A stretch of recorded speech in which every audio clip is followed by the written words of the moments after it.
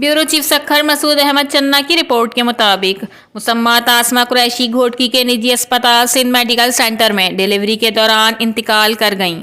लवाहिकीन ने नर्स साजिदा मसीह समेत पूरे अमले पर गफलत का इल्ज़ाम लगाया है। साजिदा मसीह मरीज को डिलीवरी कराते वक्त अपने मोबाइल पर मसरूफ़ थीं और कोई अमला मरीज के पास नहीं आया। मरीज लवाहिकीन एक एक को चीख चीख कर कहते रहे, लेकिन हमारी किसी ने नहीं सुनी। ये अस्पताल नहीं, कौस घर है। इस अस्पताल को सील किया जाए, वरना ये अस्पताल का अमला कई बेगुनाह मरीजों की जानें लेता रहेगा। और आसमां सख्त अजियत में दम तोड़ गईं। लवाहिकीन का शदीद एहतिजाज ये है कि यहाँ नर्सें मरीज का इलाज कर रही हैं, डॉक्टर अपने मशागिल में मसरूफ़ हैं। हमारे साथ इंसाफ किया जाए, आसमां के वर्सा। रिपोर्टर मसूद अहमद चन्ना, CCN न्यूज़, सखर।